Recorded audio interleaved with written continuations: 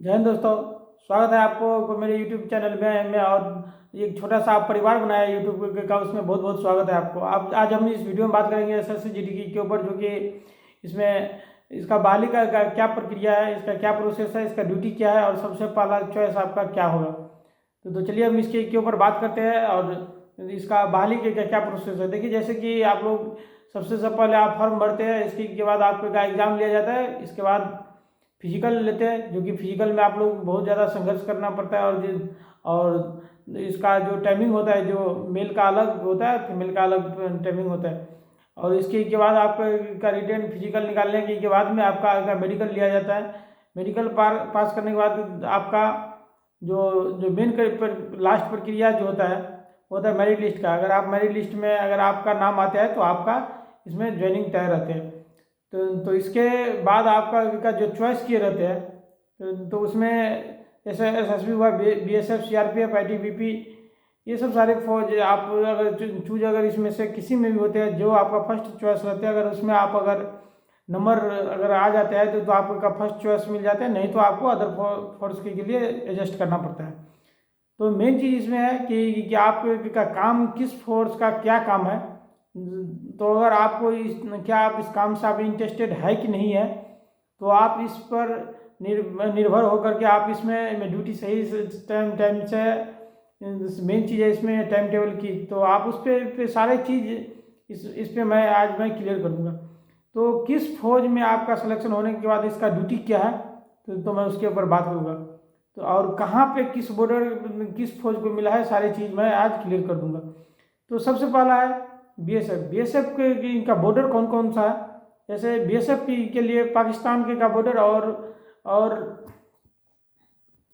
और बांग्लादेश के का बॉर्डर उसे जिम्मेवारी दिया गया है। इसका काम है आतंकवादी गतिविधियों को रोकना, बॉर्डर में तस्करी को रोकना, और देश में किसी भी तरह का जरूरी या किसी भी घटना घटने के ऊपर उसमें अगर गवर्नमेंट की तरफ से, अगर सरकार की तरफ से अगर जिम्मेदारी दी जाती है, उसको पूरा करना मेन इसका ये काम इसमें माना जाता है। इसके बाद चलते हैं SSB के ऊपर। SSB का मेन दो बॉर्डर है, भूटान बॉर्डर और नेपाल बॉर्डर। इसमें ये दोनों बॉर्डर जो है वो खुला बॉर्डर है, ओपन है, क्योंकि ये दोनों बॉर्डर एक भाईचारा देश भी है। तो इसके दौरान अगर मेन चीज़ है कि अगर किसी भी तरह का गतिविधि, गलत गतिविधि को रोकना। इसमें ऐसा कोई इतना नहीं है कि आतंकवादी कोई का इतना ज़्यादा वो नहीं है, लेकिन तस्करी बहुत ज़्यादा होते रहते हैं, इसलिए इस पर तस्करी की मेन चीज़ है कि तस्करी को रोकना। इसके बाद बात करते हैं CISF के ऊपर।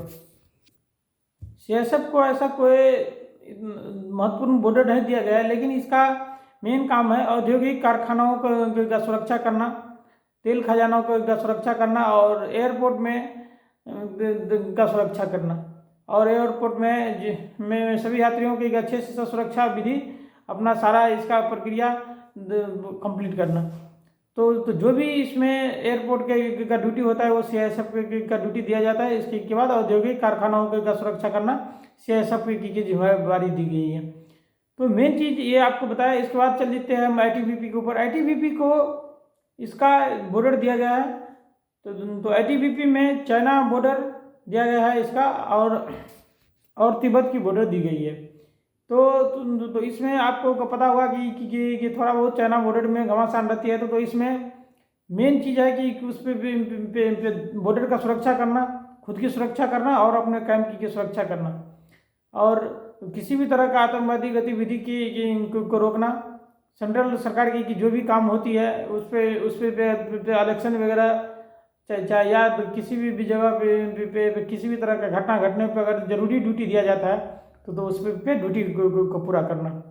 ये काम आपका ITBP का हो गया।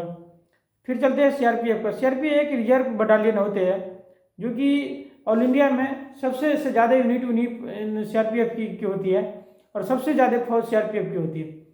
तो CRPF एक रिजर्व बटालियन है, जो कि कहीं भी किसी भी तरह का देश में घटना घटने पर CRPF वहाँ पे तैनात किया जाता है। और देश में अगर किसी भी बॉर्डर पे अगर किसी भी तरह का अगर तानाशाही या किसी भी देश से अगर युद्ध या कोई भी चीज़ का वो होता है, तो अगर जिस देश अगर बॉर्डर पे जिसका बॉर्डर जिम्मेदारी दिए गए रहते हैं वो फौज रहते हैं, उसके पीछे सीआरपीएफ को लगाया जाता है। तो सीआरपीएफ का सबसे इम्पोर्टेंट चीज़ था कि वो एक रिजर्व बटालियन होते हैं। जैसे कि ज़्यादातर इसके का ड्यूटी जे.एन.के छत्तीसगढ़ में इसका ड्यूटी रहते हैं। वो सबसे ये टॉप फौज होते हैं और सबसे ज़्यादा स्ट्रेंथ वाली ये फौज है। इसलिए इसका मेन जगह पे कहीं भी अगर इम्पोर्टेंट काम होते हैं या देश में कहीं भी इलेक्शन करना है या कोई भी जिम्मेवारी अगर देश के अंदर में होते हैं तो उस पे सीआरपीएफ को लगाया जाता है। तो मेन चीज़ आपको मैंने बता दिया कि इसका जो मेन इम्पोर्टेंट चीज़ होते हैं। इसके बाद देखिए किस का मैं फर्स्ट चॉइस दूँ, तो उस चॉइस के लिए आपको आजकल सोचते रहते हैं कि मुझे मार्केट में या सिविल उसमें जॉब करने में सब लोग पसंद करते रहते हैं। तो इसके लिए लोग फर्स्ट चॉइस जो है वो सीआईएसएफ का देते हैं, दूसरा में देते हैं एसएसबी का। तो ये सब चीज़ ये फौज थोड़ा इसका बॉर्डर ये सब चीज़ पे थोड़ा ध्यान दिया गया है कि ये कि एसएसबी जैसे है जो इसका नेपाल और भूटान का बॉर्डर दिया गया है, तो उसमें थोड़ा भाईचारा से सारा चीज़, क्योंकि दोनों बॉर्डर ओपन होते हैं तो उतना ज़्यादा तनाव कम चांस रहते हैं तनाव होने का। तो इसलिए इस आदमी ये फर्स्ट चॉइस सीआईएसएफ और एसएसबी का चॉइस देते हैं, क्योंकि हम देखें और सबसे ज़्यादा स्ट्रेंथ भी अभी नया फौज है, यंग फौज है, तो इसलिए ज़्यादातर लोग इस पर चॉइस देते हैं। तो मुझे आपका एसएससी जीडी का जॉब कैसे होते हैं सारा चीज़ मैंने क्लियरली मैं कोशिश किया कि बता दूँ, और सारा चीज़ मैंने आपको बताया भी कहाँ पे क्या चीज़ का ड्यूटी है, मैं सारा चीज़ क्लियर कर दिया आपको। फिर भी अगर आपको किसी भी तरह का इसमें डाउट हो आप ज़रूर हमें कमेंट करें, और आप वीडियो अगर अच्छा लगे तो उसे लाइक करें, शेयर करें और चैनल को सब्सक्राइब करें। तो वीडियो में लास्ट तक बने रहने के लिए बहुत बहुत धन्यवाद। जय हिंद, वंदे मातरम।